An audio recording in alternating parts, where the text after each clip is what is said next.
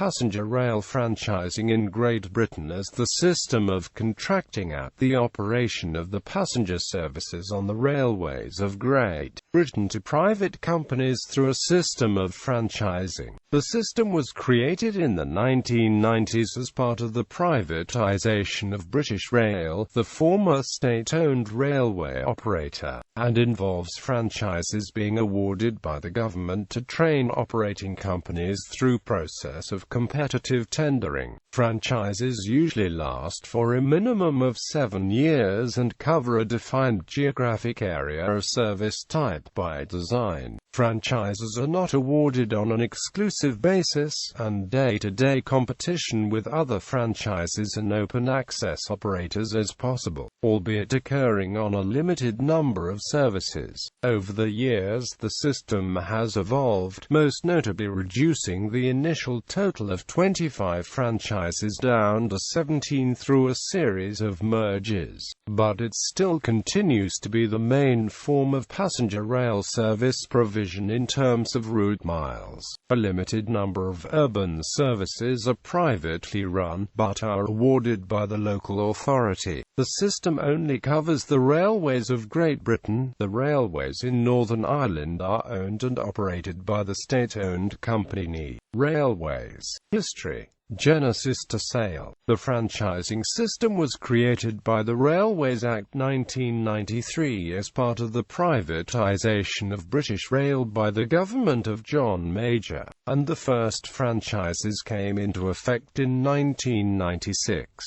Prior to this, the railway system had been owned and operated by the government-owned corporation British Rail, which has since been wound up. Prime Minister John Major envisaged splitting up the railways and returning ownership to an equivalent of the Big Four railway companies that had existed before the creation of British Rail. The Treasury advocated an alternative plan put forward by the Adam Smith Institute, which separated railway infrastructure from train service operation and contracted out passenger services to 7-year franchises. This scheme formed the basis of the system which was implemented, which saw the creation of 25 shadow franchises, to be sold off in a process managed by the Director of Passenger Rail Franchising, which specified service levels and public subsidies that were to be paid to operators. The legislation allowed BR to bid for franchises if the DPRF agreed, but in practice he never did. Under the original 1993 legislation, the franchise director set out the minimum service levels of a franchise in a passenger service requirement, being the current BR timetable in the case of the first sell-offs, and put this out to competitive tender. Winning bidders were decided on a pure cost basis. Those who offered to pay the highest premium or lowest subsidy would run the franchise.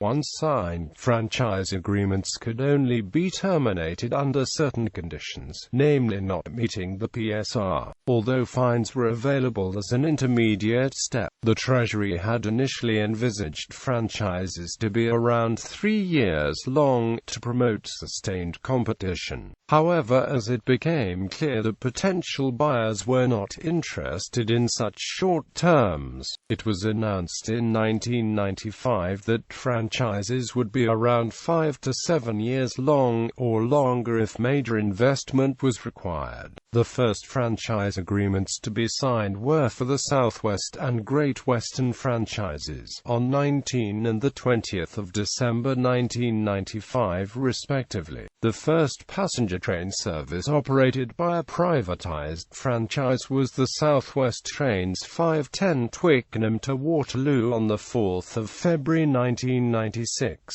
although this came after the first privately run service, which ironically was a rail replacement bus service covering the early morning Fishguard to Cardiff journey in South Wales. Due to engineering works, As the program progressed, all franchises had been awarded and commenced by the 1st of April 1997, the last being ScotRail. OPRAF was initially criticized for taking too long, but answered that most of the delays were outside of the control, and were indeed caused by the government itself. The first 4 franchise competitions only attracted 4 bidders each, well below government expectations.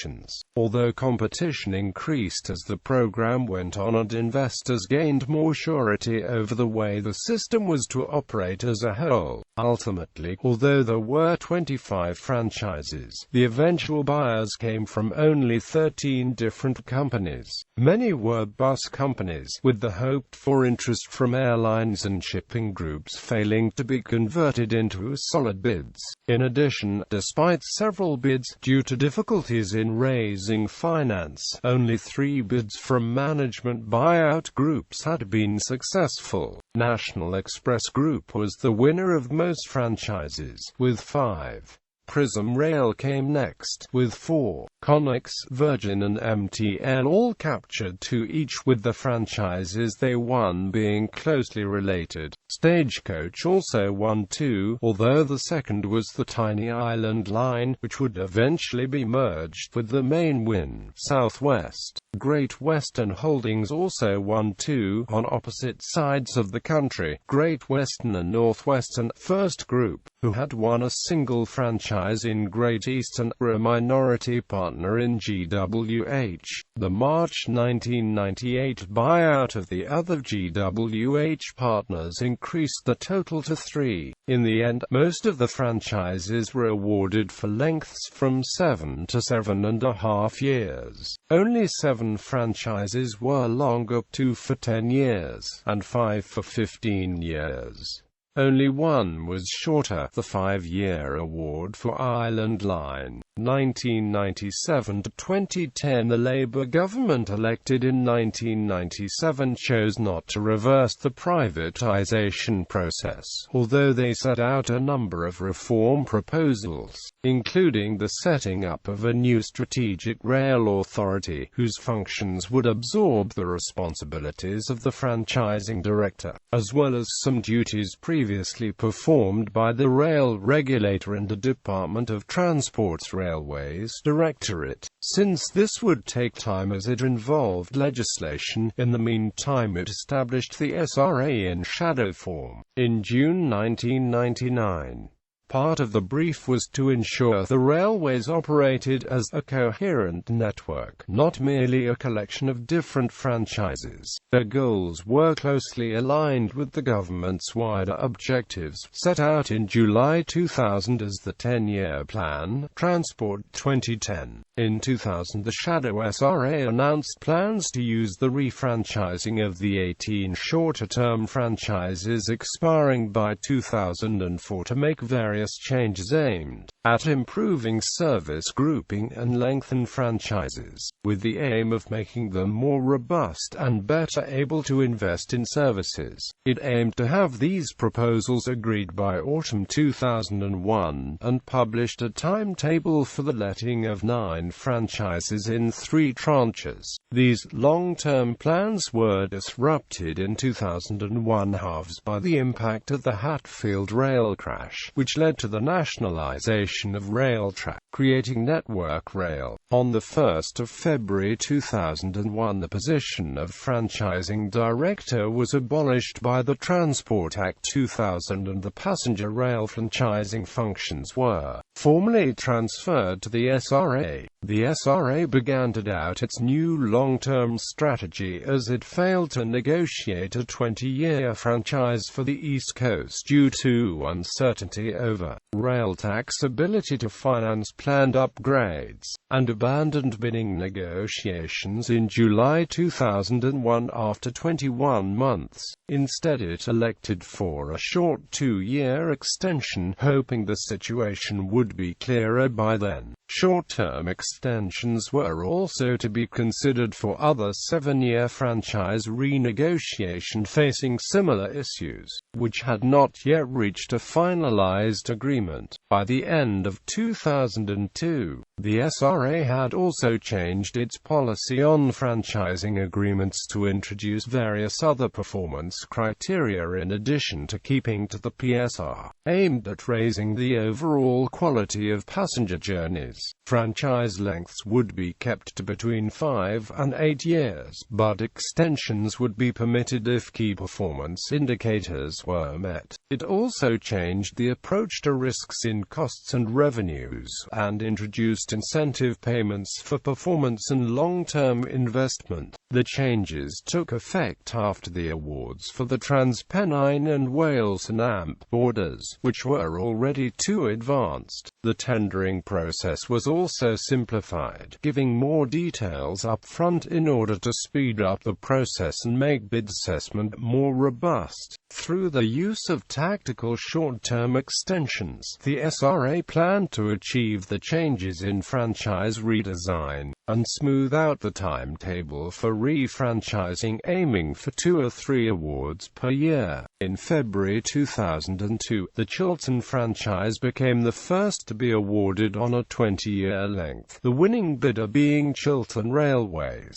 the incumbent franchisee since privatisation. In August 2003, First Group purchased GB Rail, the first time since privatisation that a TOC had been bought by another TOC. The Railways Act 2005 abolished the SRA and transferred the responsibility for franchises in England and Wales directly to the government through the Secretary of State for Transport, with the Welsh Government being given a direct role over services in Wales. Responsibility for the ScotRail franchise was passed to the Scottish Government. The 2005 Act also gave local and devolved administrations the ability to alter fares up or down, provided they funded the extra cost, or used the savings on other transport modes, in a move designed to make them accountable for their decisions in this new role. English PTEs were removed from being direct parties to franchise agreements,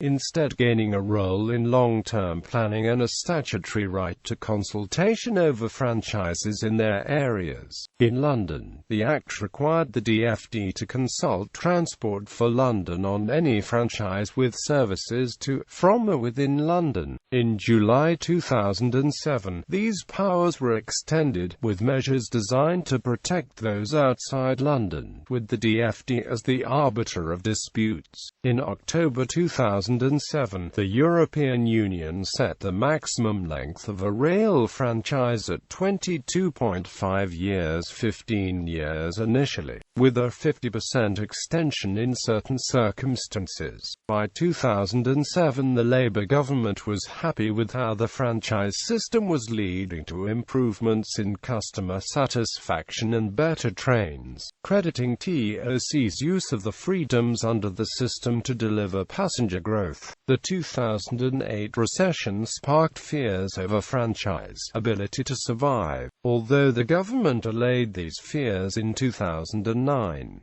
In response to continuing criticism, changes in how franchises were agreed and monitored continued. By 2010, agreements contained penalties for failure to increase reliability, and the number of KPIs had been reduced. 2010 present, the coalition government elected in May 2010 paused refranchising pending a review published in January 2011.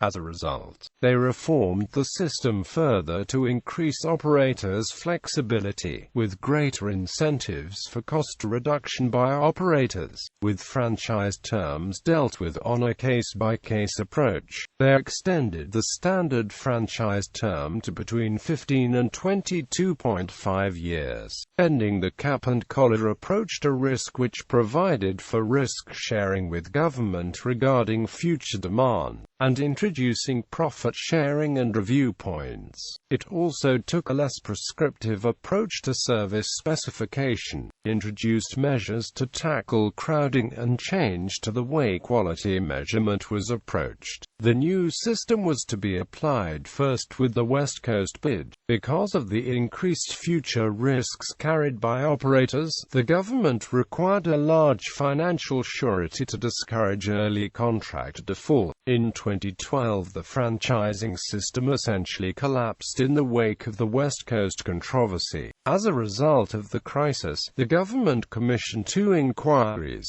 the Laidlaw inquiry to look into the cause of the West Coast failure, and the Brown Review to investigate the wider franchise system. All franchising awards were suspended pending the conclusion of the Brown inquiry. The Laidlaw report was published in December 2012 and found the DFD to be primarily responsible for the West Coast failure, having made several errors in its financial modeling. 3 outstanding franchise competitions were paused pending the outcome of the Brown Review. It was published in January 2013 and concluded there were no fundamental flaws in the system, but made 11 recommendations on how it could be improved. One recommendation was to spread out the refranchising schedule to avoid bunching, which the government acted upon in committing to holding no more than 4 competitions per year and staggering the East and West Coast awards. Among Brown's recommendations was the breaking up of the standard franchise period into 2 terms, an initial term of between 7 and 10 years, followed by an automatic extension of a further 3 to 5 years, should performance criteria have been met. It also recommended further transfer of powers to local and devolved administrations. The West Coast controversy led to the introduction of the direct award concept, whereby the government can award a franchise that is up for renewal directly to the incumbent rather than through a tendering process, but only if the operator's proposed terms match the government's projected expectations of future performance based on its past record. If a reasonable contract cannot be drawn up through negotiation, the franchise is then relet as normal. In the following few years, most franchises were renewed as direct awards, in part to achieve the smoothing out of the schedule recommended by Brown. Following the pause for the Brown report, the system resumed in 2013. The DFD published a revised timetable in March 2013, with the first tender being concluded in May, the direct award for the Essex Thameside franchise.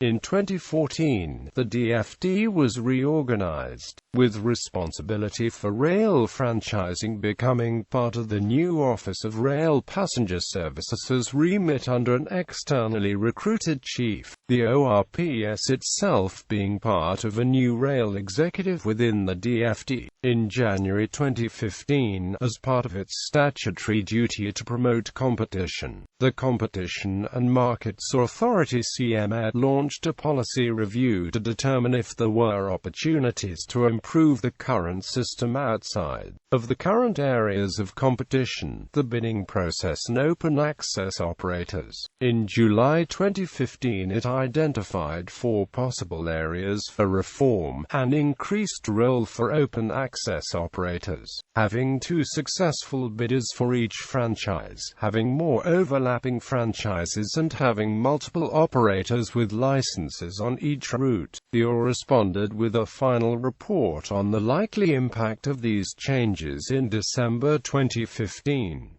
Tendering, monitoring and termination. Railway franchises are decided by the UK Government's Department for Transport, who design the boundaries and terms of service, and award contracts to the train operating companies. Prior to formally tendering a specific franchise, the DFD publishes a prior information notice outlining the basic details, and opens a consultation with relevant transport authorities, the involved administrations and passenger focus. At the end of this process, a formal invitation to tender setting out the detailed terms of the proposed franchise agreement is sent to the 3 to 5 prospective bidders, who have been identified as pre-qualified. ITTs may include a range of variations for the prospective bidder to consider, and in addition, they may also submit variations themselves. The franchise is awarded to the bid which is deemed most viable and which offers the best value and reliability. If relevant, bidders' past performance is also considered. Performance is monitored throughout the contract period. In contrast to earlier bailouts following the 2004 changes in approach to cost-revenue risk, unless there are exceptional circumstances, the DFD's policy toward failing franchises is to not rescue them with further financial assistance, but to hold them to the agreement and terminate the franchise early, and then run the franchise directly as an operator of last resort, pending a retendering. Franchises agreements also contain a cross-default clause, which allows other franchises also held by the company or an affiliate to be terminated. Finance. Rail franchise holders in Great Britain accept commercial risk, although there are clauses in newer franchises which offer some compensation for lower than expected revenue. The main costs incurred by franchisees are track access charges, although other significant costs come from staffing, leasing stations and rolling stock. They will also directly pay for light maintenance of stock, with heavy work being done as part of the Roscoe lease. The main revenue stream is from fares, although franchisees are also allowed to directly sublet commercial units in lease stations. Franchises. List of franchises below is a table of all current and former franchises. Shadow franchises and privatisation. Before privatisation, the passenger services of British Rail were latterly organised into 3 units: Intercity for long-distance express services, Network South East for the commuter services from South East England into the various London termini, Regional Railways for services in all other areas. In preparation for privatisation, these underwent further reorganisation, being split up into 25 train operating units, gradually incorporated as separate shadow businesses. These shadow franchises were effectively TOCs in their own right, being owned by BR, but operated and managed in the same way the future private franchises were to be, negotiating contracts with the already privatised Railtrack and ROSCOs, as well as dealing with the various regulators to obtain the necessary licenses, etc. To complete the process, these 25 TOWs were then sold off in 1996 and 1997. Subsequent changes. Major changes to the makeup of franchises have occurred since privatisation.